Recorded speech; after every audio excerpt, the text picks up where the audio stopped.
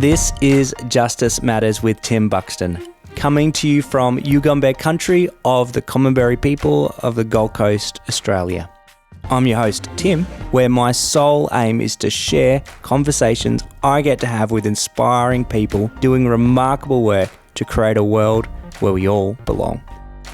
This podcast is brought to you by the Just Travel Company. Experience, wonder, and unearth justice, and discover the just way to travel today. Visit just-travel.co. Without further ado, here's our guest for this episode of Justice Matters. You're a giver. And so you're not doing this to I just want to get. Oh, no. You're doing this because you want to, give to this community of people you're passionate about. And even as you're talking about deadlines and all these things, it's I can relate so much because I've joined your community of distracted, by yes. at least come to you've come two of your evening gatherings where you talk about people with neurodivergent kind of challenges, whether it be for themselves or their family members. Yep. ADHD, distracted, all that kind of world of being. You need the deadline because if without the deadline, right, you get easily distracted. Somebody said about ADHD, and it's so true. Like with people with ADHD, the timing it's now or it's just not now. So when someone says to me, next Friday at lunchtime, do you think? And I'm like, that's next Friday. I'm just still working out, where are we going this afternoon? Hang on, it's in the diary, but I'm not exactly sure yet. If you're talking next Friday, it's I'm laughing inside of that. Really?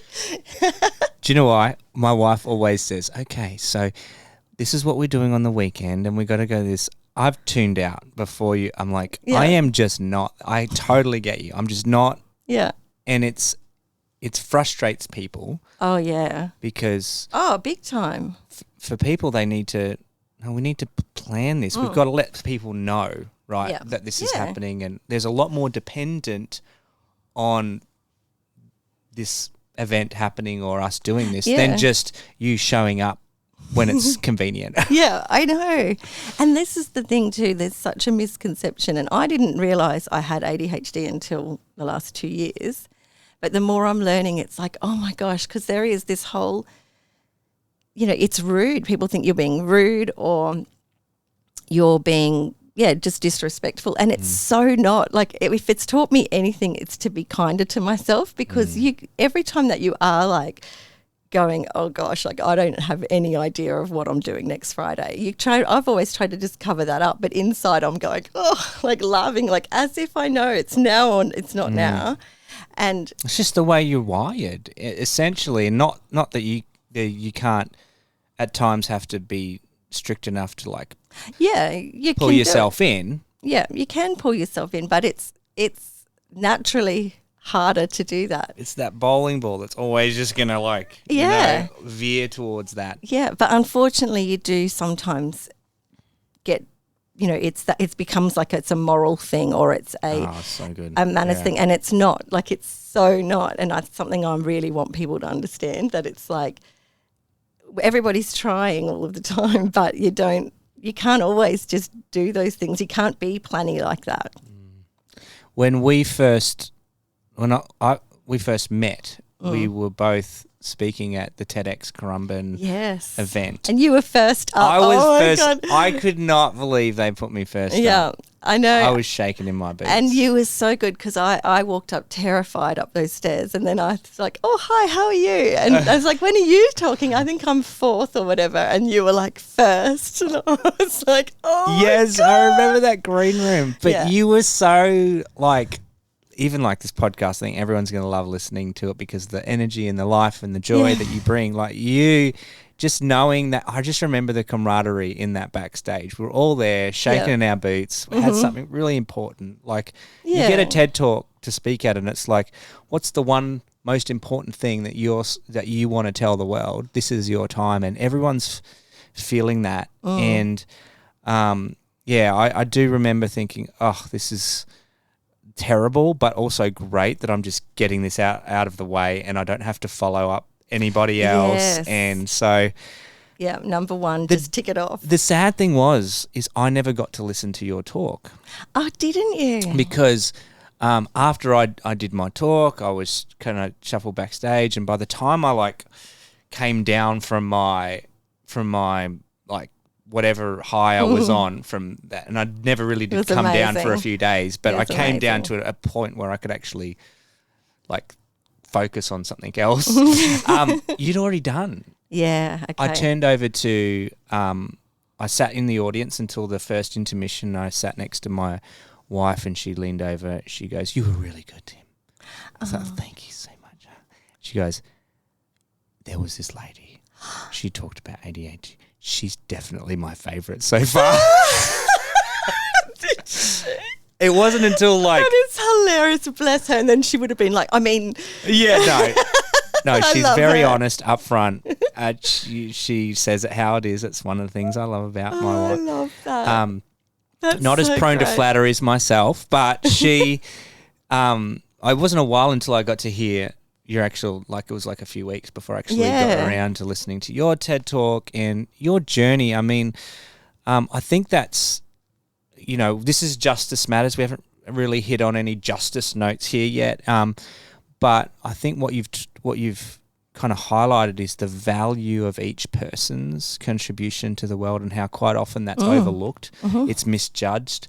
We haven't created a world. We create ramps for the disabled because there's a physical issue going on. But what you've done so well to highlight for our world is in creating a world, like the tagline is, how do we create a world where we all belong? Right? Yeah. Like, how do we recognize the internal struggles that people are having, where if only we would create space for them, we would see the richness of contribution to society and how much better world our be if we kind of valued that. Tell us a little bit in a snapshot. Okay, we had like a 17-minute or 15-minute kind of limit to our TED Talk, but people can go and listen to your full talk on TED Talks, Amanda Gorman TED Talks. Unfortunately, you share the name of a very other famous person. I know. Which is a great person to share the name It with. is. But How you'll discover great's it. Right, ADHD, Amanda Gorman. Yeah. You'll find it. But just kind of, what's your own little journey in that kind of discovery? So it was hard when I was trying to work out what to discuss for the TED Talk. I remember when I was first approached to do it, I didn't say yes straight away because I was kind of like, in my head, I just thought people that do TED Talks are professors or somebody who's really, the top of their game, and then when I met with the organisers, I've met them before and I know them from just from different work around the coast and personally, and they said to me, and I was sat there and I felt so great about it. They said, we've seen you a few times. They've been to my art exhibition, and we hadn't had a lot to do with each other. But they said, you've got this incredible energy about you, and we feel like whenever we've gone to a TED Talk or watched them ourselves, the ones that you remember are the ones where someone's got like this heart and soul in it, and the energy. That makes you walk away feeling something, whether it's good or whether it's bad. It's this like a heart connection. And they said, and we just feel you've got that. And that made me feel better because I kind of sat there going, I'm not sure why you're asking me because I'm not a doctor or I'm not I just had that real me, like you wanting to ask me. And once they did that, I said, okay, well, I do have a story. And I sort of just floated my sort of journey with them, and they were like, yep, do it. And so what that is was basically, I'm how I am now, like how you've met me. I'm bubbly, bright, happy. I'm such a see the good. Like I'm just a real see the good in everything. The girls at my work just laugh at me. They'll be like, that person's, blah, blah, blah or whatever. And I'll say, oh, but blah, blah, blah. And they just laugh because they're like, look at you. I don't know why I do it. I always have.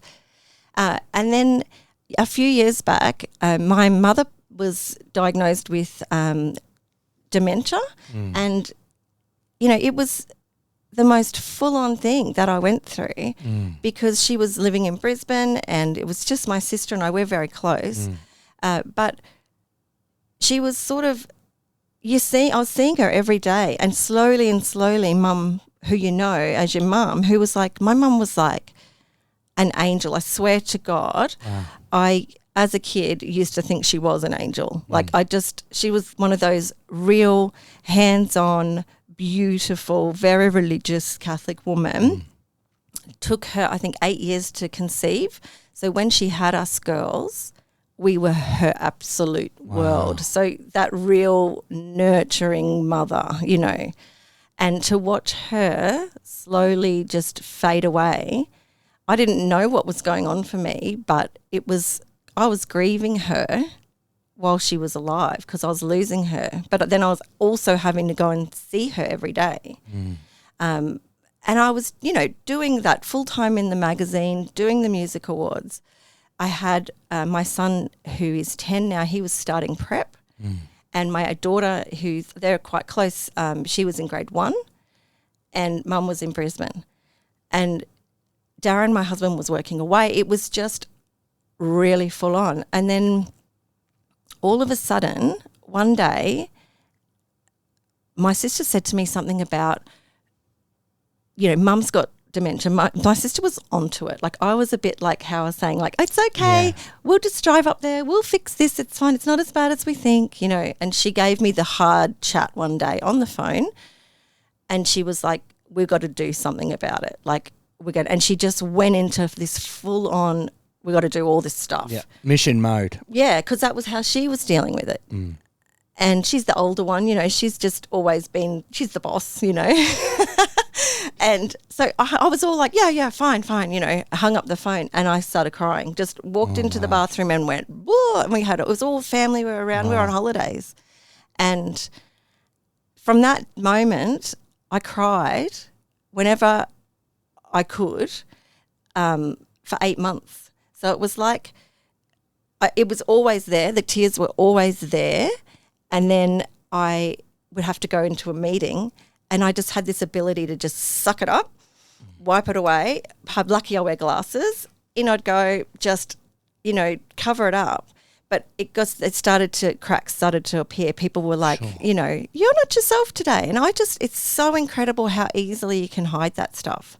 I'd say, I'm so tired, or I'm just so busy, or whatever I would, and people, I'd make sure I don't see them again too far soon, because that, I covered it up for 8 months, and then it got so bad one day, and I ended up going to my doctor, who was amazing. She obviously identified it and was seeing me every week, and she would sit there and she booked the double appointments for me. She had the tissues, and she knew me she's known me forever, so she just worked me through it. But I got there one day and I was almost on my knees. Like, I was like, I actually can't keep these balls in the air anymore. Like, what's happening for me here? And she's like, you've got a depression. It's not a depression that people battle with all of the time, because, I didn't know anything about depression. I've never had anything like that. And she's like, there's people that will have depression and it will come and go throughout their lives. They're always managing it. And then there's sometimes we will have a type of depression like this, where it's from, lots of things happening in your life all at once, like your house burning down or something like that. And it's like an adjustment disorder that's part of it. And, from her sort of identifying that, I was able to kind of tell the world that I'm actually not okay. And she put me on like a little tablet, like a antidepressant, just really small batch of it. Like, she just said, it's not going to be, a lot, you shouldn't change you much, blah, blah, blah. And honestly, it was like someone turned a tap off for me. Wow. So, and when I say like 8 months of crying, I mean every minute I was crying. And then I'd just do that, suck it up, do the thing, and then carry on. And it was, and that wasn't like the magic thing that fixed it all, but it was incredible. So that was one of the things that in that TED Talk, I was like, I want to make sure that anyone who's ever out there going, you got to just beat this and I'm too tough for this, or like, those, whatever it was, that antidepressant that I had for that small period of time, just, it was between life and death really for me. It was breaking point. Yeah. So I really wanted to say that. To break the stigma, essentially, and say, look, Yeah. you know, when you need help, there's lots of available options out there. Yeah. And not everybody needs something a little different. And like you said, you could have tried it and it may not have made a big difference, and there'd be something else you'd need to figure out. But yeah, I love that. I love that willingness and openness to be so vulnerable about your journey, because it kind of gives people permission to kind of at least be okay with wherever they're at the journey, or what stage in life they're at. Because you can't do it all. You can't just do it all. And that was part of, I was like, you have to, part of you is like, you have to be vulnerable and tell people that, because no one had really spoken to me about their journey on anything like that before. And it's funny, you know, I went through all of that really quite young. Like, I've got a lot of friends now that are, you know, having to deal with, you know, parents getting older, and it's just awful. It's the worst thing to go through. I've lost both my parents now, and you're like, you just don't expect that you'd be doing that, you know, when you've got a kid in prep and then one in grade 1. You know, you just you don't expect it. And then from that as well, you know, coming out the other side, we have to look at, you know, it's not just taking a tablet. It's like learning to pull back, learning to, you know, look at what's inside and what makes you happy, all of those things. And that's where I was like, I love art. I've always been an artist, but I never do anything with it now. But I really love drawing. And the doctor's like, you need to draw. Like, you need to actually take the time to do the things that you love, because you're spending all your time doing all just the family stuff, and you're looking after your mother. Sure. You know, where's your time? And it was like, well, you just always push your time aside because you've got all this other stuff you got to do. But she was sort of, well, this isn't clearly working for you. You need to make time. And so that's how the drawing came about, which, you know, I hadn't picked up a pencil to draw in I don't know how long. And I drew this picture of Amy Winehouse. And I just sat there and I just drew it. And I now know that I have ADHD from all of this.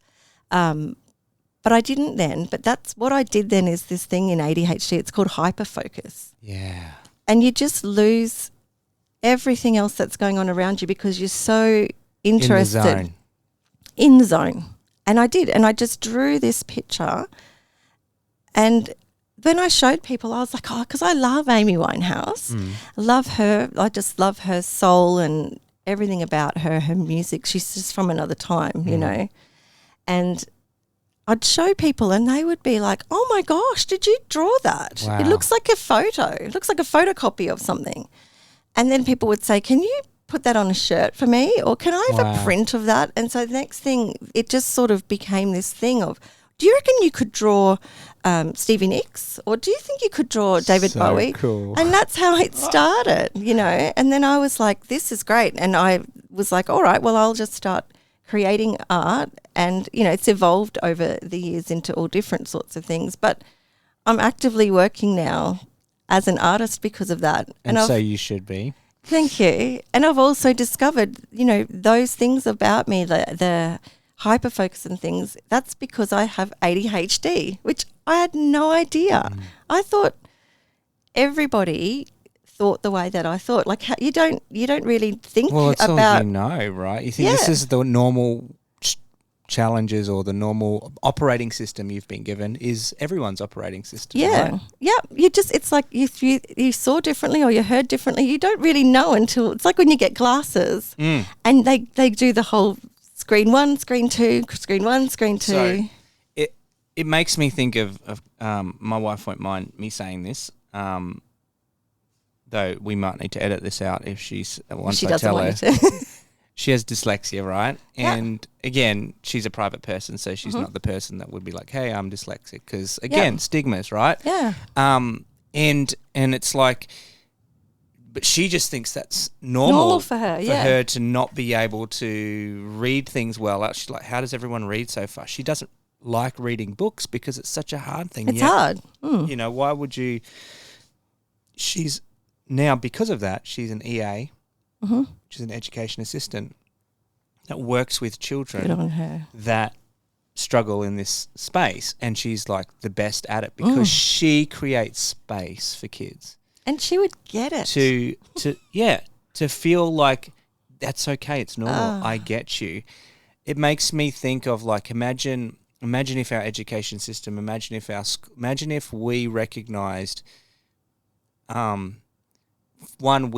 we acknowledged that not everyone is the same, which we are as a society. I mean, thinking of how far we've come, but we acknowledged that even the invisible things that challenges or divergences that we have in the way we operate and think and do were implemented in broader aspects of society, like our education system and workplaces and things like that.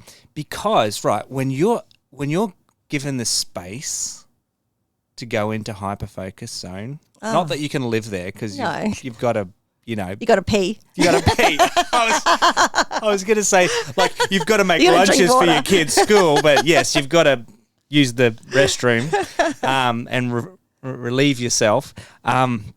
You've got to, like, the life goes on, right? And we have to integrate and interact and work together. But when we create the space for people to just be themselves, amazing. Yeah. Yep. And that's part of all of the whole distracted side of things with starting this organisation. First of all, it's about, having access to professionals that are going to give us advice. So I'll try and facilitate, catch-ups where people can come along because, the wait list to see doctors in this space is, about 10 months plus. So I know, I'm still waiting for an appointment to get like an official diagnosis of whatever I have. Whether I do or don't have anything, but it's like, I've been waiting 5 months already and it's still not until next year. Yeah, and that's the thing. So that's why I think, first of all, to have a space where, and the doctors get it, like they understand, they don't want to have people waiting 10 months, but that's just the way that it is. So they come along and we have them sit on the couch and talk about all of these things. So that's great. That's the first part. And it's a Miami Marquetta, which is like an amazing venue. And it's so a perfect setting for it is perfect and not perfect. Because it's like everything. It's a bit noisy sometimes. There's always like an amazing band playing out there, and I'm like, I love that song. I love what they're doing. Hang on, wait up. Yeah, hang on. What back here? What is she saying about Oh, that's me too. But it's like so foot's tapping to the beat, and I'm like, I love that song. But might I add, it's like whenever we catch up for a lunch or a coffee. I mean, we're constantly chatting it up to the person serving us, we're saying hi to somebody who notices us when we come by. Like this, we have this superhuman ability. Yeah, and it's probably good to be able to be distracted and then come back in and be like, not have missed a beat, really. Yeah. Like, okay, did I need to see every scene from this movie? No. I got the gist. We're back. It's like a drama. You could miss like 5 episodes of Neighbours and still watch it. And like you're straight back in there. You haven't Neighbours. Okay, if you're in the UK, you know what Neighbours is. It's like The Bold and the Beautiful. The Bold and the Beautiful. My mum was a fan of The Bold and the Beautiful, and I'd come back after years and be like, Is that Ridge? Is that Brooke still in there? Every time I think of Bold and the Beautiful, I think of being home at sick from school, and this is like what I got to watch: The Young and the Restless, followed by The Bold and the Beautiful. But we are so showing our age. It's like I don't know. I can't even think of it. Like it's like Young Sheldon from Disney Plus. Yeah. Funny. I don't know who the heck's out there, but anyway, yes. So the other thing about it all is access to professionals. And a community. But what I want to do for next year, and I've been working away with some of the professionals too, is, going into workplaces, whether it's to talk to all of the staff in the workplace or whether it's, starting off with like HR or just the high management, but then working it throughout. But you know how you would normally in a workplace, you'd have someone come in and talk to you about manual handling or first aid, those sorts sexual harassment, those kind of courses you sign off on, those sorts of things. But come in and, I really want it to be specific for ADHD, and we might need to branch out and talk about all of the different, like your dyslexias and autisms and things like that too. But that kind of thing of not so much like I don't want it to have the equivalent of a ramp being built for us. It's not. We don't need that. It's about an awareness of so good who we are and the strengths. We do have a lot of strengths, but we also do have a lot of little hiccups and struggles that we come into a normal workplace and it's tough, and you are just expected, or school, to be lined up against everybody else, taught the same way, or, in the workplace doing things the same way that everyone else has to do it. And I think if workplaces were just more aware of it, then that'll make it better. Because I don't want to be in preaching and being all like, everyone's doing this wrong and you're all bad. I don't want that. I want everyone just to understand it a bit better. Because honestly, 2 years ago, I didn't know what ADHD was. And it's not anyone's fault. It's just, I think the more we can talk about it with each other. You knew what it was. You knew what it was. It was that naughty kid at school that was on Ritalin, or it was... Little boy, I thought, that maybe grew out of it, or something hyperactive. It's like, that is... I feel so sorry for every boy at school that was forced to go on to Ritalin and be kind of labelled with this negative... disease, or not disease, whatever, like disorder, right? It's just like, yeah, and it's so hard. We have to change that whole perception. Yeah, and there's all that, it presents so differently, and there are the good and the bad sides of it. There is a lot of bad too, and and I've had people say this to me before, I do sort of shine that kind of, people think, oh God, that sounds amazing what you've got. It sounds like, but I don't always dwell on the harder things of it. But it's funny, throughout my life, I've just made adjustments and not realised that was clearly ADHD that was happening in the workplace. But we didn't know. This episode is brought to you by the Just Travel Company, your socially responsible travel concierge. Just Travel is the best kept secret in culturally immersive and justice-oriented adventures. Allow Just Travel to take the hassle out of your next trip and experience wonder and unearth justice. Discover the just way to travel today. Simply head on over to just-travel.co to learn more and book your next adventure, like our flagship Israel Istanbul trip launching out in mid-July 2023. Can I ask you something maybe a bit more personal? Have you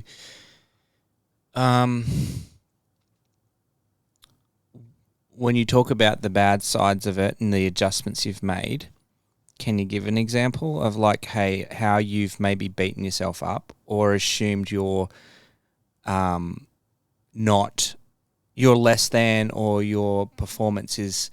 Because I'm just thinking now, as you brought that up, oh my God, I am crucifying myself in my mind because...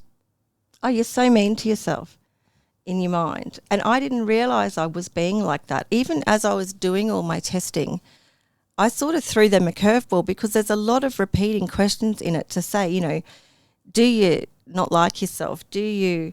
And I'm not like that. Like I don't feel that way. And I think that's all to do with how Mum was with us. She's really built us up to be confident and love ourselves and all of those things.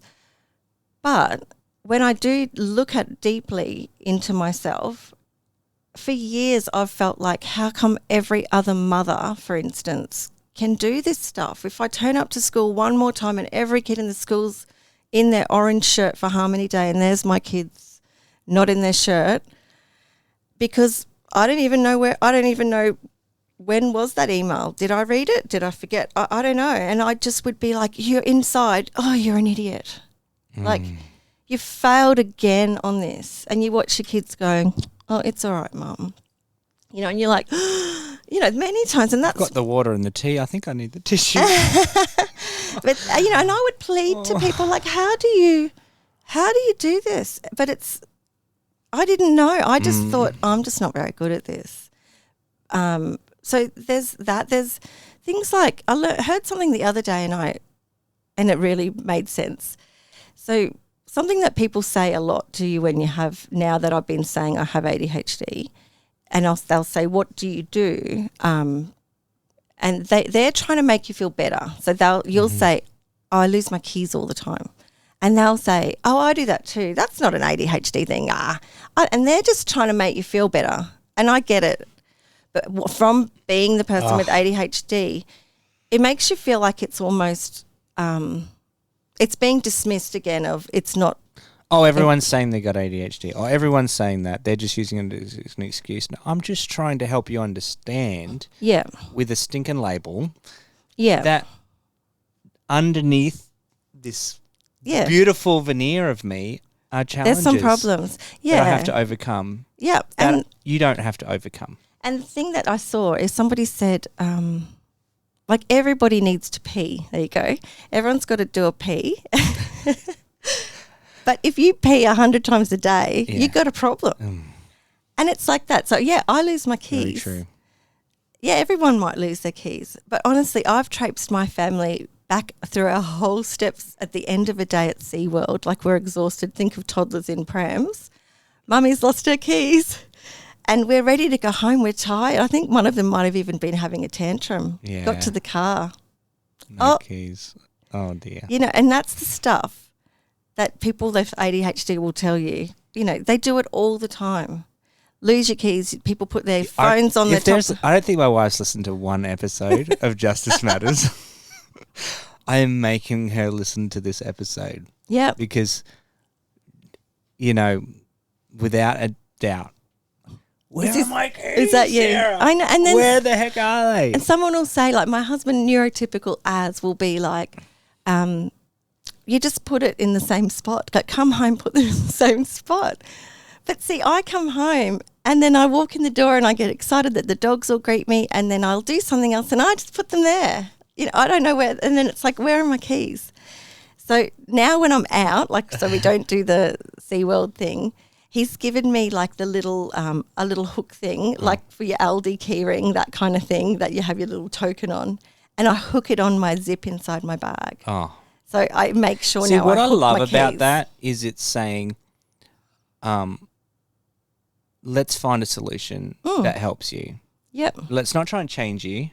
Let's not get mad at you because this is just how things tend to always go with life with Amanda. Yep. But it's like, you know what? What can Let's we do? find a solution because it's not going away. it's not going to. And if I could kind of with that same sentiment steer it to things like the workplace, instead of saying, well, here's the typical leader, CEO, manager role, whatever's important role in an organization in the business world in this. And so because you're like this, you're not really going to be able to be in a position of leadership or be in the XYZ, right? So what we're going to do is you're going to have to work really hard to prove that you can function like this if you want to get into that role. So let's change you and your way you are. And I guess this comes back to justice and equality. Yep. Big time. And so, you know, so what happens is it's the same people, you know, because that's the system. And this has happened with men in leadership, in being in a very kind of gender bias world that we grew up in for centuries, and hopefully now we're finally realizing we can actually push a lot more barriers, even as we've made the progress. But I think it applies to this whole space It too, totally because does. the greatest leaders in the world quite often are the most visionary, the most creative, think outside of the box, don't see things the way everyone sees things. Problem solvers. Really good problem solvers, and great in a crisis, the old ADHD is. You want me if you have a car accident or there's some sort of emergency, because my brain goes calm. Like all of this busy. If there's something serious going down, everything quietens down. I get it's like the world slows down and I become very like task. You need to do this. Yes. And you know, it's just it's amazing. Like you make very good Chaos leaders. is your friend. Yeah. I love it. Yeah.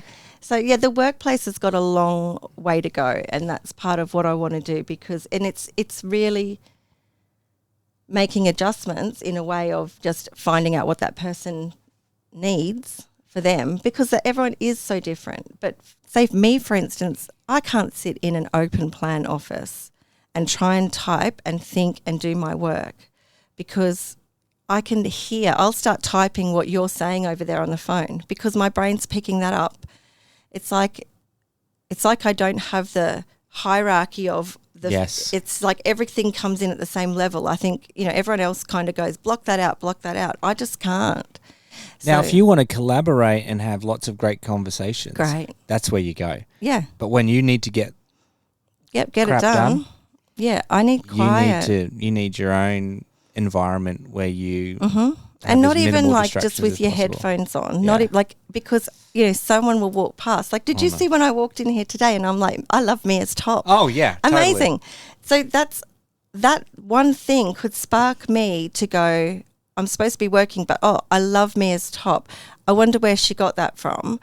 And then the colour reminds me of, and it'll be, that was tangerine. And then, tangerine, the candle. I've got to buy that candle from Tim. Like, it's just, it'll throw me. One person walking past with an amazing top in the office could throw my mind. But isn't that a beautiful? See, I love that beautiful world. It's this world of like wonder, adventure. Like it's like the choose your own adventure kind of book. It's like this. This isn't going the path of how it goes. Let's just turn the mics on and just see where this takes us. You said candles. Now I've got to pop this lid. It might not be your favorite. It's caramel. Vanilla. The reason I chose this, is it smells like a donut, or something. I feel like I want to eat a Krispy Kreme right now. Yeah, it's so much. We're kind of Christmas season, so it's kind of also reminds me of in America, like you get all the nice warm candles, and mostly they're like these cinnamony, caramelly, like it has that kind of Christmassy feel. So another hot favorite of these life-changing candles. Hand poured in Melbourne by refugees from Myanmar. Love it. The reason I'm doing this plug, as I was saying, another great scent which is really popular on the coast here, is coconut and lime. It kind of smells like I'm about to go for a surf. Yeah, that's like holidays. Yes, holidays. Like holidays. There's 7 different scents, not flavours. Is there flavours. like a lemony one? Like how we were saying, we're drinking this Lemon tea that myrtle. is very Australian, lemon myrtle. Amazing smell. Well, there's limes. There's a cup passion fruit and lime. There's I don't know about so that's lemon. that real citrusy, fresh. Yes. Yes, I because think this that is would that be there. deep, like it's a beautiful, like it's Smooth, food. It's like velvety. food. Yeah, caramel. Yeah. I know we're going to be late. I know I should have bought donuts because I really want to eat a Krispy Kreme donut. Okay, I'm so distracted right now with the candles, but I guess the point of this, the cool thing about it is we've got this partnership. Not only is it employing refugees, but the donation, a portion, which is about $8 to $10, sometimes more, dollars of each candle goes to You Belong and the work that we do to create a world where everyone belongs. Where especially those people that have, like, again, have experienced so much and have such a richness of culture, a different way of operating, a different way of living to contribute to society, that our workplaces will be better. Our education systems would be better. We love the food and the restaurants they bring to us, but do we love the other ways of living, way of life, or do we or do we not know about it? Have we created an Australia that this is what it means to be an Aussie? Like, and it comes down to, for me, it's like we need to have a divergence of expression. The one thing I think that should determine whether someone rises or falls in leadership should be character.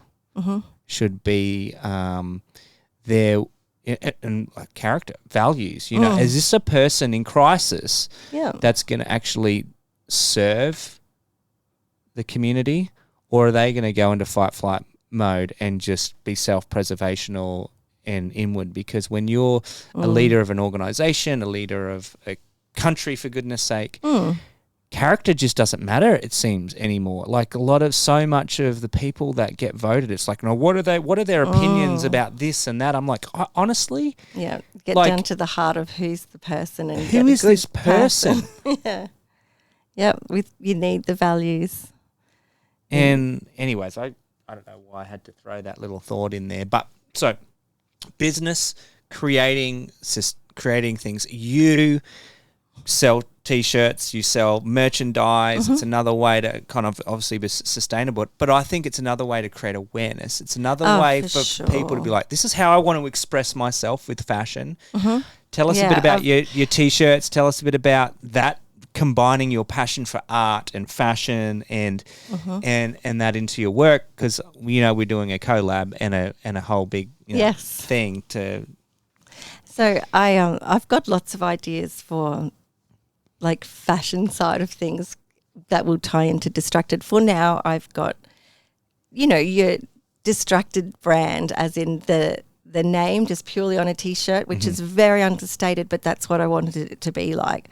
So that it's almost, I would love in time for that brand to just be, you'd see it everywhere and you might not know what it is. And then one day you might be like, what is that? And then once you do know what it is, it's this real, it's like this silent nod, I feel like, to each other of, I see you wearing that and you either have ADHD yourself or you've got someone in your family with it, or your friend or your partner or whoever, and it's the acceptance of it. It's this whole, I get you, I see you, it's all good.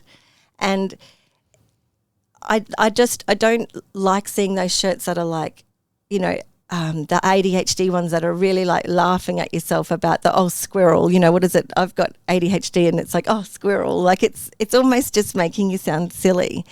Right. I do like the ones that are, I just feel like I want it to be just really understated, but I want the brand to be out there of, I get that. I know what that is. That's legit. Yeah. That's got, it's strong.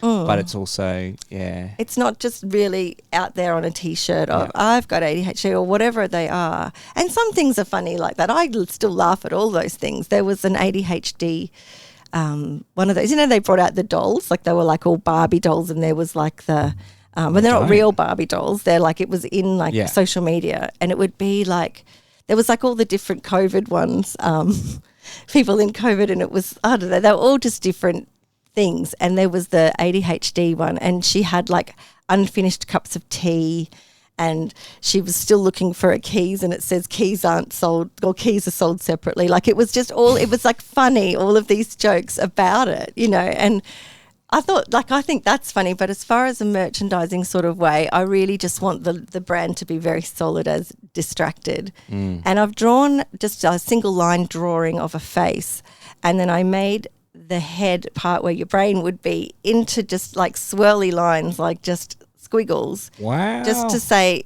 if you were following my pen to do that single line, that's like my thoughts. I'm all like, da, da, da, da, da, da, and it'll all come back in the end. Right. But it's doing that, and that's what my logo is, the name Distracted, and then it's this single line drawing of this face with their thoughts. And I love that drawing. And so me being, I love all fashion and things like that too. And, whenever anyone normally sees me and I'm going somewhere, they'll be like, what's that dress you're wearing? Or I like colours and bright things. And I'm wearing a black shirt today, but normally I wear a lot of Gorman clothes and things like that. And it's funny because my name's Gorman. People are always like, that's weird. You're like so Gorman. Like, is that your company? And it's like, no, I wish. And one day I swear, Gorman, the business, they collaborate with artists all the time. Wow. And they'll have like a Tim Buxton by Gorman, and it's your art by them, and they'll put it on all their stuff. And I'm Amanda like, Gorman. one day, Gorman by Gorman. One day, I swear. It's happening. Oh, yeah, I hope so. But anyway, that logo of the face, I'd love to do that on a repeat pattern, just so like a plain white with that in black, or a black with that in white, and then make some of my cool dresses and, different pieces of clothing in that as well.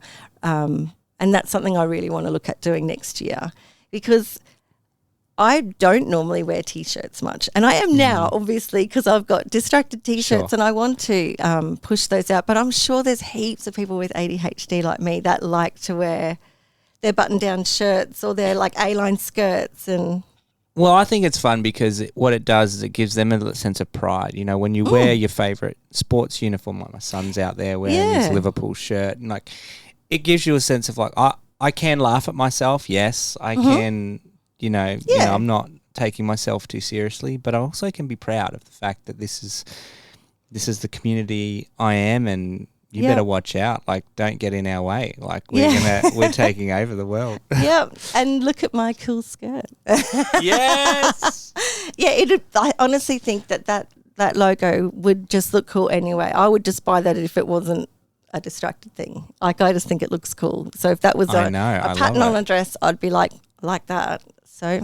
So this is where I would love.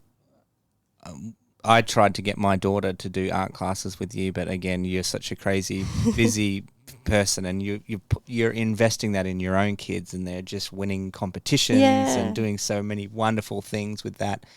I love that ability to be able to share this, Amanda, the way you are, the gifts that you have, and impart that into the others in your community. Well, thank you. Brag note. Come on, share about how your daughter is kind of, that's been a bit of a journey too, so, Yeah. You mean artistically? Yes. Yeah. So I can't believe this. My kids don't get sometimes I say to them, these opportunities that you've got, like, it's unreal what you can do here. We live on the Gold Coast, obviously, and it's such a cool place. And we've got the largest regional gallery in Australia here that's being built called Hotter here on the Gold Coast. And it's new. Like, it's new in our cultural precinct. That's one of our favourite places to go visit. I just live at Hotter. Let's go to where you go see all the shows, and they've got an outdoor amphitheatre and all of that stuff. Yeah. But the gallery is like a brand new, beautiful building. And, for me as an artist, that's like one day, like I just said about Gorman, one day I'm going to have my art in Hotter Gallery.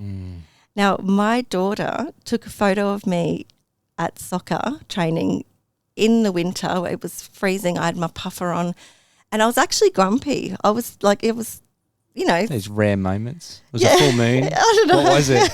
But it was cold, and I think it was raining actually. And Jake's, he's playing soccer all the time. I think it's 3 nights a week we're there. You're running around doing, juggling, and my daughter was just sort of at me for whatever, and I felt grumpy, and I just gave her my phone and was like, that whole leave me alone. Yeah. Which is, I felt, it's awful really, but I did. I was like, oh gosh. And then she's looking up at me. She was on the ground looking up at me, and the lights had come on. That's how dark it was in the winter at soccer. The big floodlight things above the field come on. So behind my head is this big floodlight.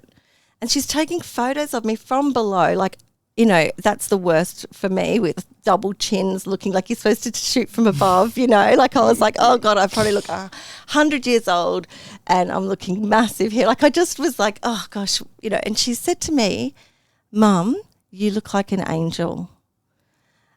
And I just was like, that's what I thought my mum was. Like, I used to dead set think my mum was an angel. And I just had this moment of it just disarmed me from being like the Gruffalo. And she took these photos, and I looked at it, and it wasn't a nice photo of me. Like, I did have double chins and looked 100 and big because it's shot from below.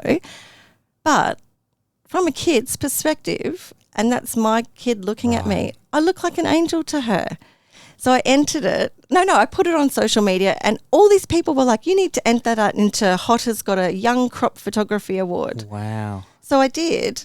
And she's on the wall in Hotter. Wow. She's hung on the wall in Hotter, and she's 12 years old. So good. So obviously we all have gone down there and, get her photo. Right next to it. And like telling everybody we're just so proud. Oh, this is Amber. She took this one. Oh, my God. So, yeah, and, they've been in lots of different art things along the way too. But, I love inspiring children to do art and to be better at their expressing skills. Themselves. Yeah. I think,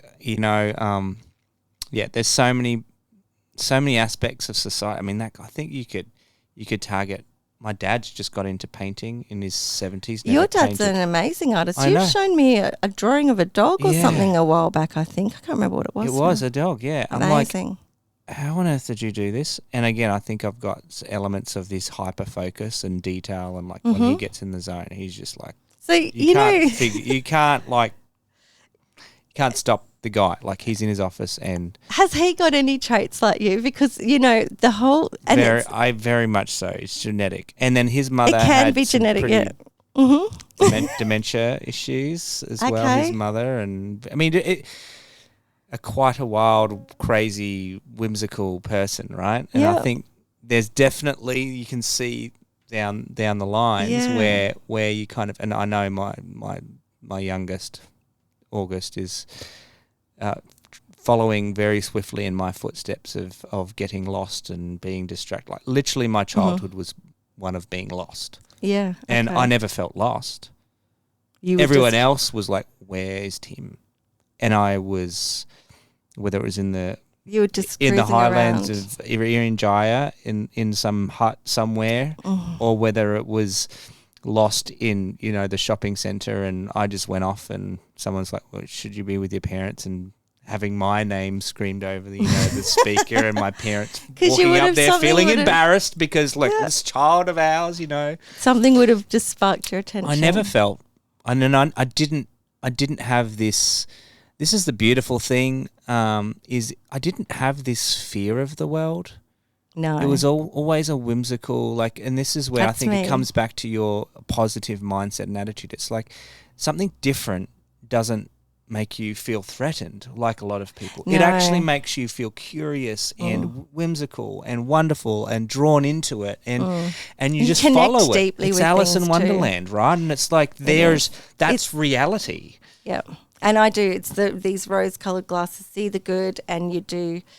It is very much like that, Alice in Wonderland. Follow that. Yeah. Well, I inherited that from my dad. Coming back to my dad, was he's probably the most. He hates negativity because it would affect him. Yeah, and so he's always like. Now he can be. I shouldn't really be. He can be quite intensely in the drama of life, right? Like really empathic and feeling and go deep down with people in their journees, and that can sometimes lead to sometimes very emotionally, intense feelings. But he is always always seeing the positive in things and always looking for the positive, and I'm grateful for that, to have inherited that aspect. Yeah, and that's me his too. His personality. I'm but with ADHD, it can be so different. Not everybody's like that. People can be really down on themselves, but that is definitely how it presents in me. And I never forget the psychologist said that. She's like, you're like the sparkly kind, you just we say a fistful of glitter, just. Do you feel then, when you do decide to be like, what, I'm just going to be honest right now, not alone, honest and sad and not negative, but, sharing that. How does that make you feel when you, this other side of Amanda, she's being vulnerable and sharing, what's that sometimes like for you? Do people know how to deal with it? I feel stuff a lot, so I'm a real crier. I cry as much as I'm happy. I just flood with tears a lot, with excitement or just an overwhelm of a feeling. If I was at a big concert and the person comes on stage and they, even if it was an orchestra or the opera or something like that, and you feel that feeling, my body will naturally flood with tears. Wow. It's just I'll smile, but my lips quivering. I look at my husband, and he knows now. He smiles at me back oh, here she goes. At our wedding, same thing. He poked his tongue out at me because he could see she's gonna go. It's just I can't help it. I look at other children singing Christmas carols. They're not my children. But they're adorable, and I'll flood with just pride, and I do feel emotions a lot, so I have to watch, when I'm consuming news, because that can affect me all day. Like I've found the things like being around people, having phone calls, chatting to people, going and having meetings, it builds me up. I feel pumped up and excited and I love it.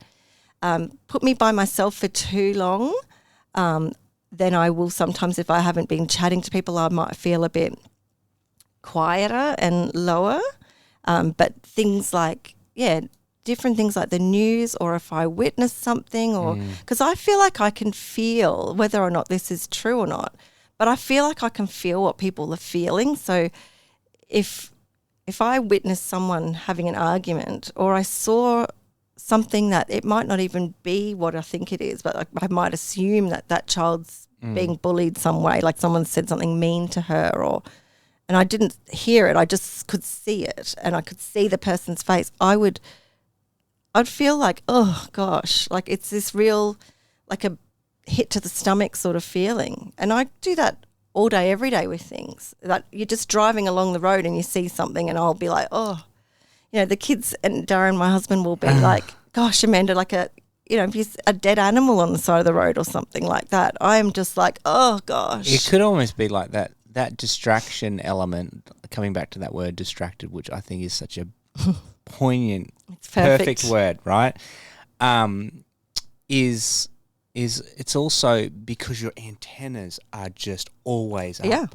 Yeah. Right? And so you're constantly receiving stuff. You're receiving stuff all the time without even knowing that you're receiving stuff. Yeah. And whether it be energy, whether it be sights or sound or feelings or smells, it's like clocking there's all. it's all moving around. What would you say as we kind of wrap things up? There's people listening, they might have suspicions that this is themselves. They might know 5 people they could tell right away. This is who is potentially got ADHD. I wanted to tell you, Yes. I've got a little list here. Hopefully it won't take me too long to Yes, read. no. But it's got a bit of the reality of it. It's a bit of some statistics. I got one of the doctors to send to me because he used it in his talk the other night. Yeah. And I was sat there and went, oh my gosh, because I do feel like people do need to understand that there are the realities of it. And there's a good and there's bad, so I'm going to tell you the good and the bad too in this. Thank you. But I feel like people, the more we know about it and the more that we can see that it's a real thing, because that's what he was saying the other day. He has colleagues of his in the world that still think ADHD is not a thing. It's just sleep more, try harder. So he was wanting to just give us some facts, I guess. Yeah. So his is a report he's got from 2019, and he's saying that ADHD costs the Australian economy $20.9 billion, approximately $25,000 per ADHDer, mostly in productivity costs, missed days, injuries, reduced employment. That's you not getting through school, uni, jobs, promotions. We cost the healthcare system double than that of non-ADHDers if we're well managed, and triple if we are not well managed. 3 times at risk of obesity and diabetes, the impulse control. I think a lot of this comes down to not taking care of yourself either, right? Like you won't go to the doctor to get.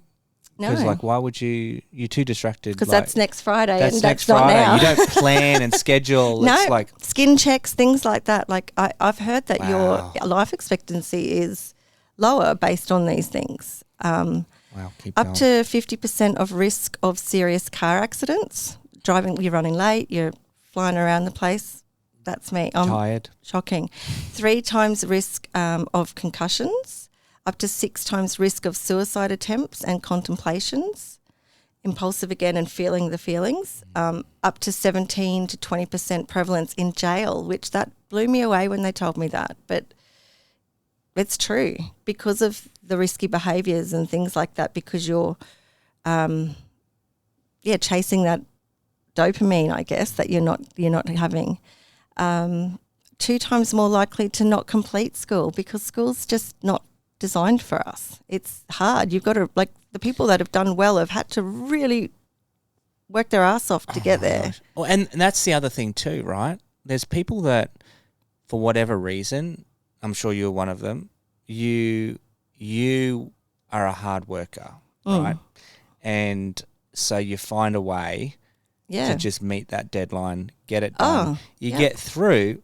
People think, you did, like, I hate the first question they ask is, did you have bad grades at school? And I'm like, no, I actually didn't have bad grades at school. Nope. But guess what?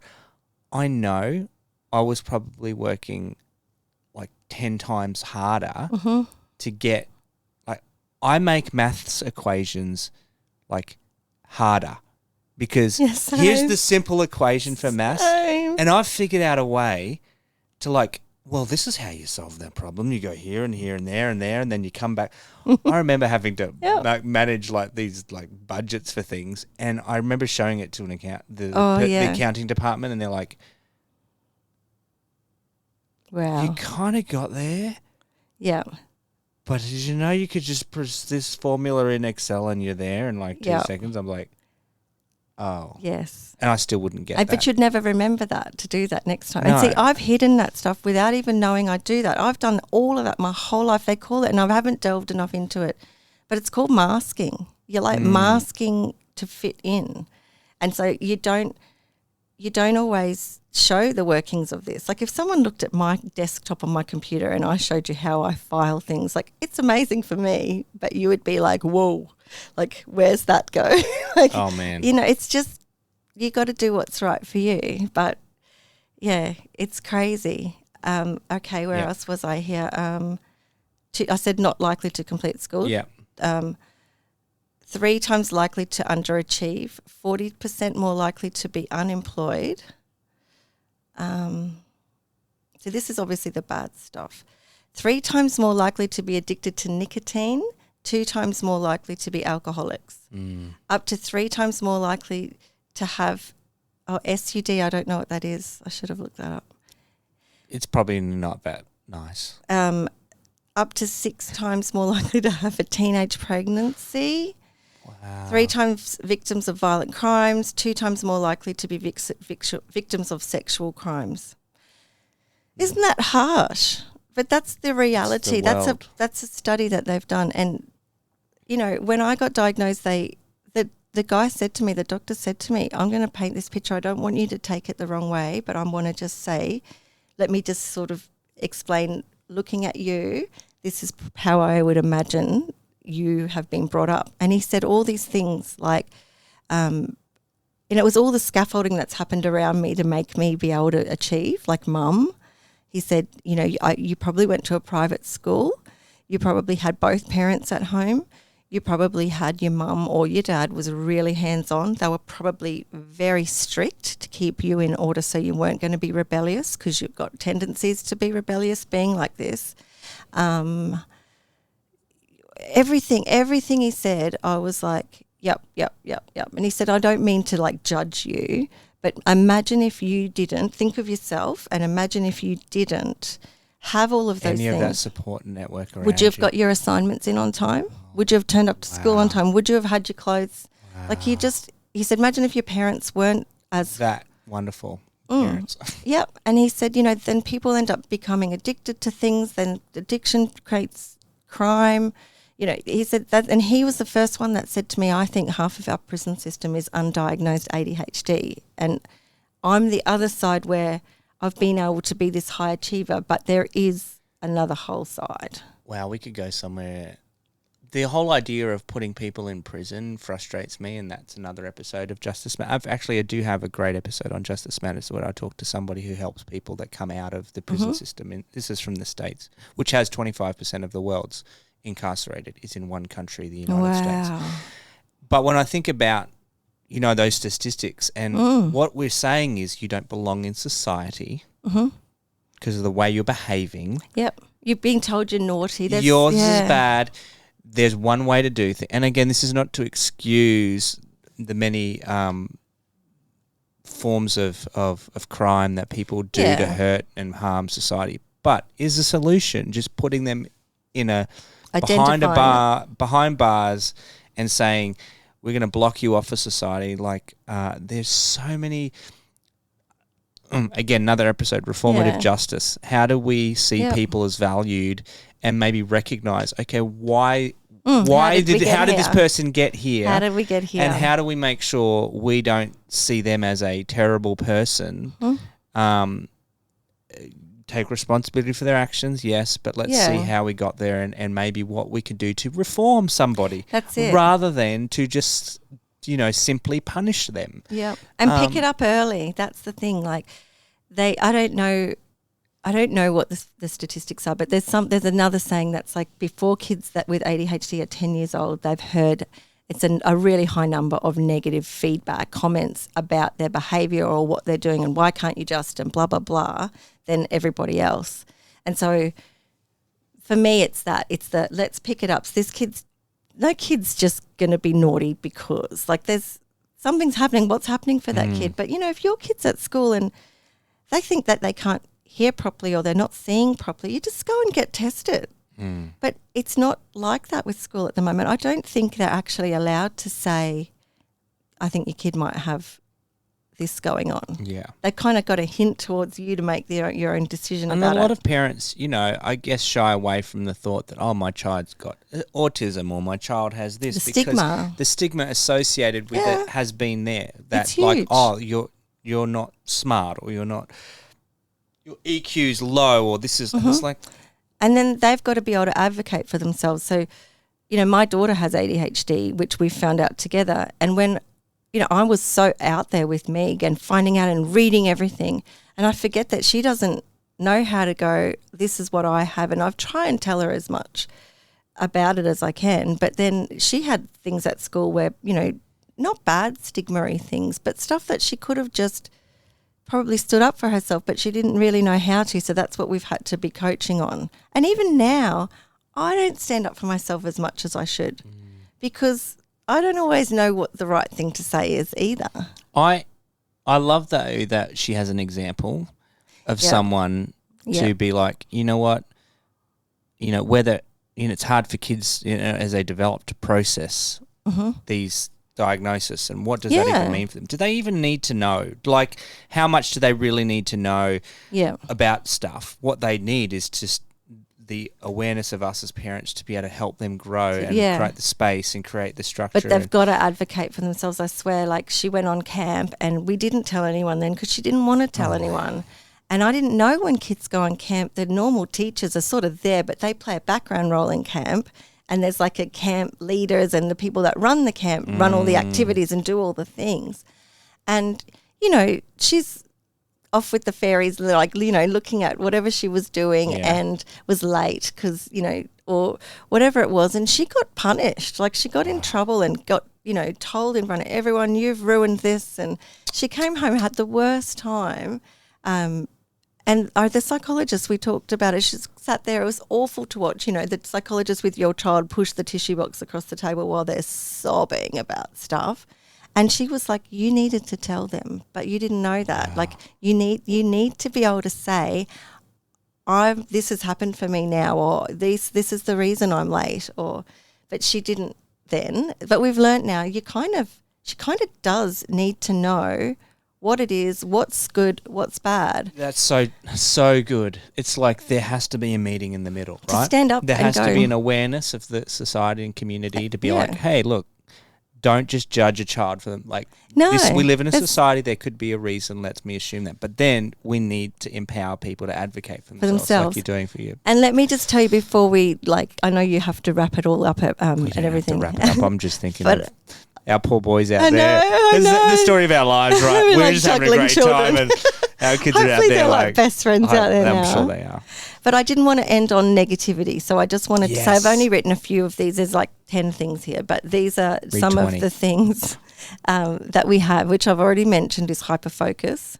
Very resilient because, you've had the pushback, you've had to, my kids People have had to tell turn you up. how many times, you can't do that, you shouldn't do this, why are you doing that? Yeah. Yep. Creativity, good conversational skills, spontaneity, abundant energy, and great problem solving.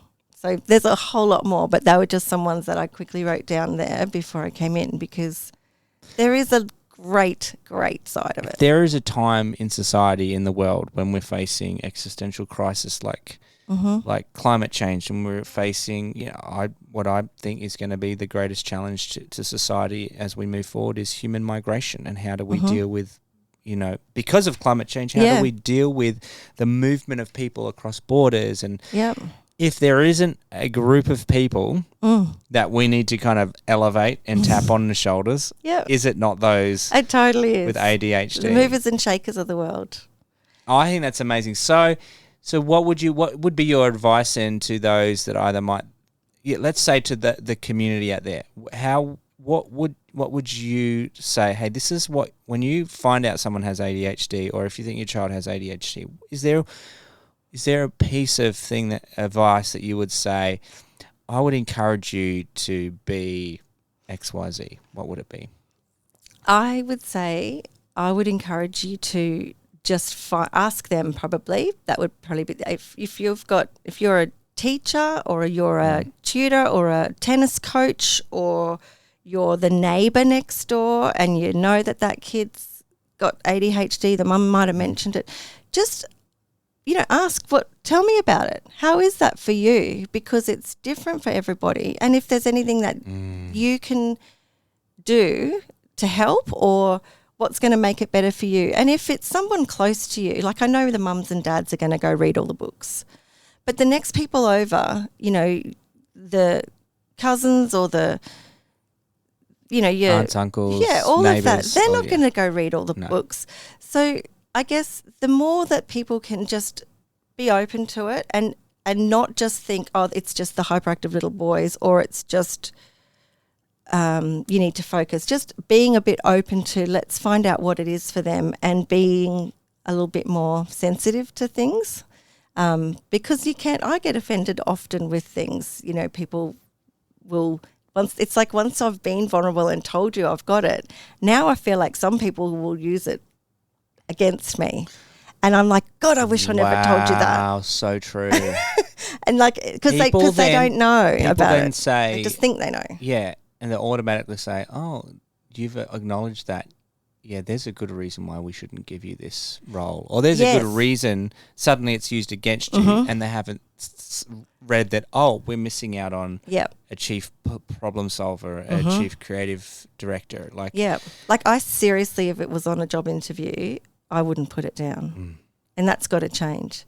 So I'm still illustrating my books. I've got 2 of them, and therefore that's for that reason. Like, it's not your mum and dad book that you're going to delve in and get all of the facts. It's both of them are light, like it won't take you long to read, but it'll give you it'll sort of... So good.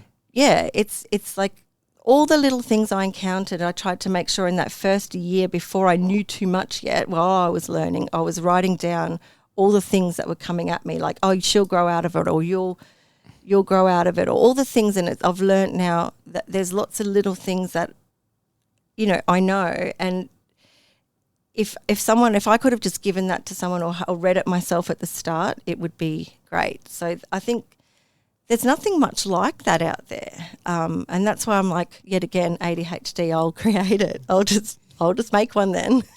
I love it. How do people get it? How do people find out? How do people... It'll be on Distracted once I've got it. Which is ready. A website? Yes, distracted.org, but the Distracted doesn't have an ED. It's just distract, and then I didn't put the E. It's just the D. Distract. Yeah. Okay. We'll make sure it's in show notes. .org? Yeah, .org. Yeah. Lucky you getting the .org. We have...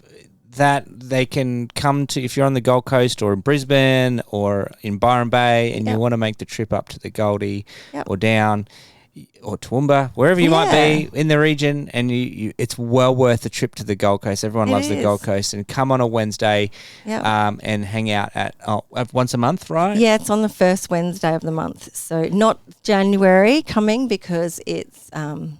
for obvious reasons, very everyone's early. Away. Yes, but otherwise it's the first Wednesday of the month, and it's a Miami marquetta, so you can go and get yummy food. You can bring it in. It's quite casual, but you learn a lot. I've learned so much, and the amount of people that have come along and have gone in that last year I've been doing that have said, I came along, had an inkling, I've been diagnosed and my life's changed so much. It's a beautiful community. I've met so many wonderful people there, even that I've chatted with. I saw them outside. I'm like, hey, I saw you at that event. And suddenly we've got this thing in common. And it's like, yay.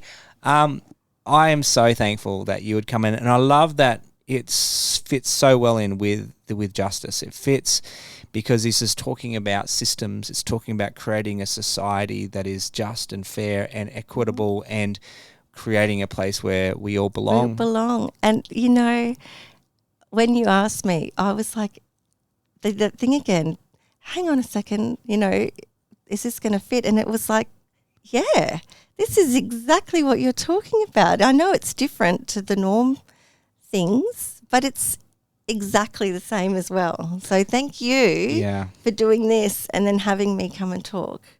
I'm so excited. Well, we got to turn the mics off and start working on a collab or rescue our our boys are probably they've already got it sorted. They've chuffed off. They're probably playing football down the road or something like that. Anyways, thank you so much. Well, you're the best.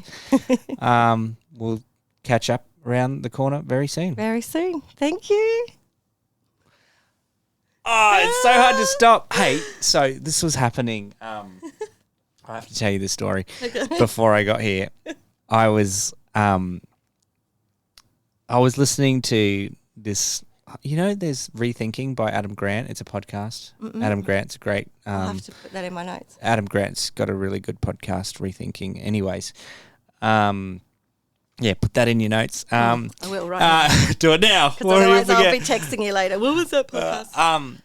And it's he has this relationship one on. It's a bit strange, but they were talking about how in relationships and conflict and talking, like it's good to kind of like, hey, just so you know, this is a trigger point for me. And it was, as you were talking about before, like, you know, there's these things that I get triggered on that make me really upset really quickly. Yeah. And we all have them. And I realized how directly linked it was to, one, my behavior as a child and how I was suppressed in my free thinking and AD, whatever it is. Because I'll have this idea and I'll, you know, of course I married someone who's very opposite to me because that's what you do. It's needed. I can... Imagine if you and I were married. Oh, God, that would just be like chaos. Funny. It's so funny because what I would do is I see even with my parents, I would tell them something and my mum, God bless her heart, probably just was like, oh, God, this is how I have to tell you where this is really going to go wrong. Yeah. Like, your idea's great. And it's like, I'm drawing this line for you. And she's just like, that's going off the cliff.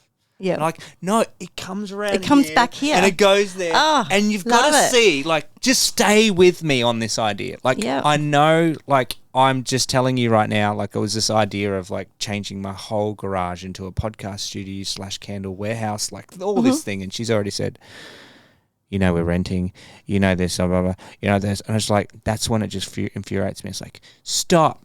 Yeah. It's like, you've hit my trigger. And I was able to, like, use what I listened.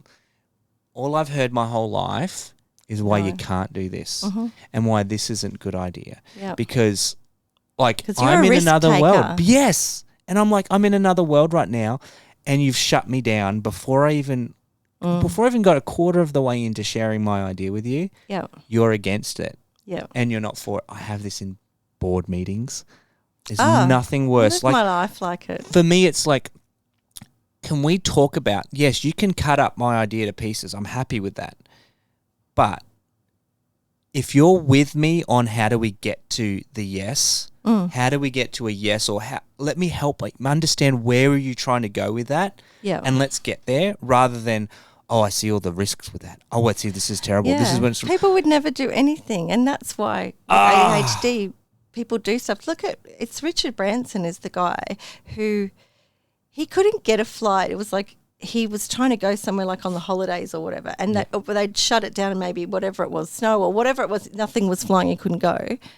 And he ended up buying a plane and got someone to fly it, and it's how he started his first, because he gathered around that airport and went like, I need 50 people to get on this plane with me because I got to get there. I'm going. And he bloody did it. And then it was some sort of really risky thing. And he I don't know what money he outlaid, but he got his money back because he needed 20 people or whatever. Yeah. And then I think you find a solution. You find a way. He started an airline from that. That's what problem solving is. Like people would have told him, you're insane. But he's like, I want to do that and I'm going to do it. And, yeah, I love it. My husband shakes his head at me all the time, like the whole... And I feel their pain. Same. Because how can they, like, honestly, it's exhausting living with us. Yeah, and another idea for them not to go at you. I know. But it's exhausting. I say that. My wife's a saint. Yeah. She isn't negative Nancy at all. She's sweet, beautiful Sarah. It's just there's been, again, there's the trigger, right? And it's like, if we could just be patient with just people. Listen, hear just me. listen. Yeah. I loved how you answered that with your question of like, what would you say? It's like, be curious. Ask them how it feels for them because it isn't all the same. So different. I mean, as much as we share things in common. We're very similar in how we are, but having Distracted has shown me there's people struggling out there and they'll say to me, I'm not like you. I couldn't do this. And it's like, I only know how I am. And so for me, I am a little bit like, it's good for me most of the time. It is a bit of a superpower. But then I see people that they're not doing so well. And like all those stats, it's like, wow. And that's even more so. You can't just say everybody's like this or everyone's like that because we're not. Well, the good thing is the community is big enough for one person says in a Q&A, which I love about the Q&A format, like one person says something and there's probably a couple of other people that are like, hey, yeah, that's right. Me. I don't relate to what that person's saying on the stage, but I relate to what they're saying. Yeah. And then other people will say, oh my gosh, so much about me. Like I've been trying to be, I don't want to go there and be, everything's sunshine roses. Like I've been saying, when we're talking about getting out the door to go to school in the mornings, and people are asking, how can I get my kid out dressed on time? They've got ADHD. They're a parent talking about it.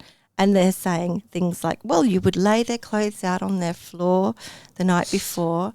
And then I have to pipe up and go, you know what my kid's dealing with? She's got ADHD as well, but her mum does. So her clothes are never going to be laid out on her floor. She's probably going through 4 baskets of clean washing in 4 different rooms to find a sock in that one, a shirt in that one, because I've not put it away yet. Because this week I had lots of stuff going on. Maybe next week I could be amazing. There's no consistency.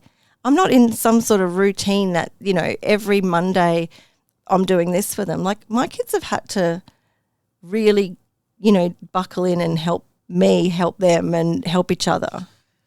I think, there's so much to talk about this.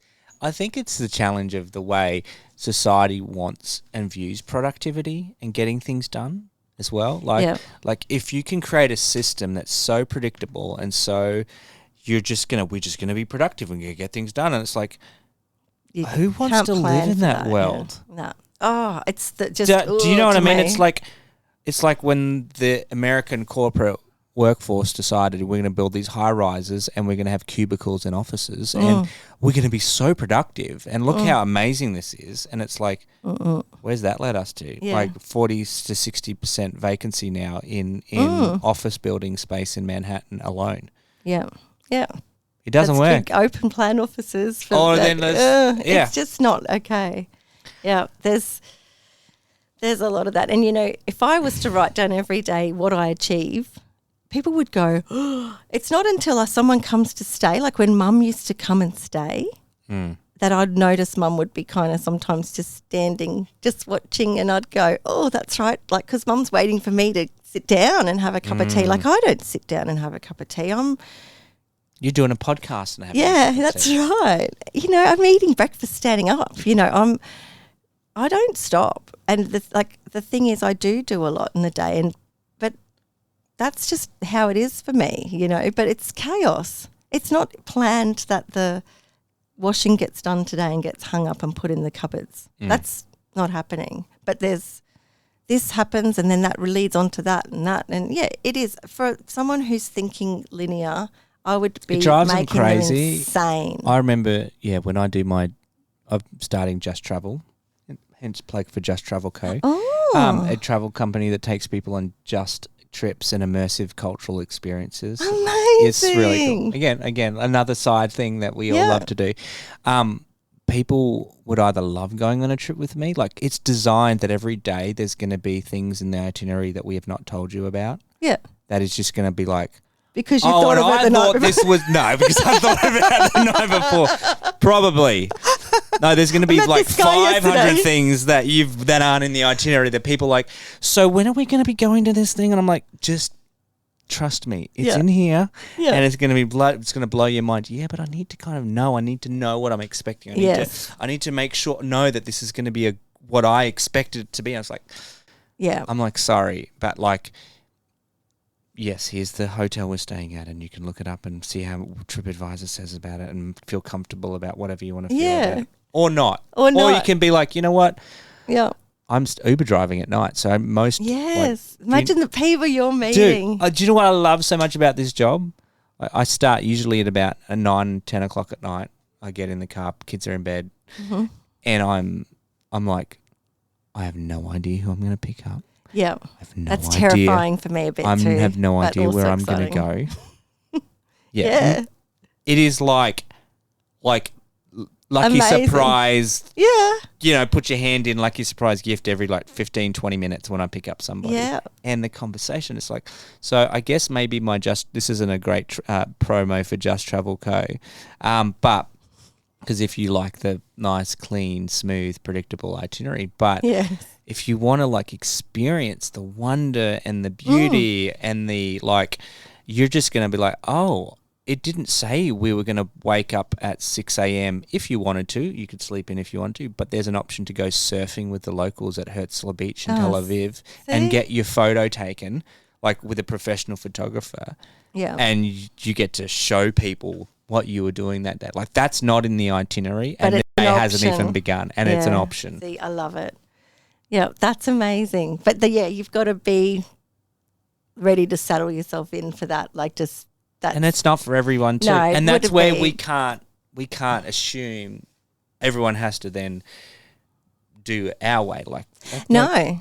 That's right. But we can be a little bit like that. I've always been, from my sisters, always like, it's your way or the highway, Amanda. So I think because we're going to do it either way or not. We'll find a way to gonna happen. You know what? You said I can't do it. You've just told me. Yep. Figure out how you can do it. It's like when someone says, well, you can't fit that in. I'm like, oh, yes, you can. Trust me. I'll be fitting that in. Yep. You'll be sleeping and I'll be doing it. I'm doing it. That's right. I know. You told me a while back I needed to sleep more. I think it was, you did. Yeah, you did. And I was like, I'm going to start trying to go to bed earlier because you changed, because you're naturally like me, night owl, but you've changed yourself. I'm up I did until I started Uber driving about a month ago because now You're up there. Yeah, okay. Usually I'd be going to bed. I literally crash and go to bed. Yeah, because you get up early though. Because I'm up at you're doing all the 4 things. 4 o'clock in the morning, yeah. And see, I'm such a sleeper in or I stay up late. And that's the golden hour for me. At night when everybody's in bed, if I get myself started into something, then I can just be up. But I have really tried to pull it back and go to bed earlier. But I must say my productivity of I'm getting it done all day and then all night, it's not there. But it's important to go and get a good night's sleep. So I'm grateful I have changed. It's important because you become a better, nicer person, I think, when you've had a good night's sleep. Good night's sleep, yeah. I'm just a bit of a I don't need 8 hours though. No. Totally don't need 8 hours. I have been going to bed earlier. So thank you. Thanks for making it to the end of another episode of Justice Matters with Tim Buxton. It is an immense privilege to share these conversations and inspiring people with you. To learn more about how you can get involved or learn more about today's guest, head on over to the show notes or episode description. This podcast was produced by the master himself, Jose Villotto, with just a little bit of help from me. The featured music is the song Turning Over Tables by The Brilliance. Lastly, to my Patreon community out there, thank you so much for your support and generosity. Without you, this podcast would not be possible. If you'd like to become a patron and get exclusive access to behind-the-scenes content, visit patreon.com/Justice Matters and start your Give What You Can monthly contribution today and join me and so many others in creating a world where everyone belongs. Until next time, thank you for subscribing and sharing this podcast with your friends. Justice Matters with Tim Buxton acknowledges and pays respect to the past, present and future traditional custodians and elders of this nation, now known as Australia, and the continuation of cultural, spiritual and educational practices of Aboriginal and Torres Strait Islander peoples.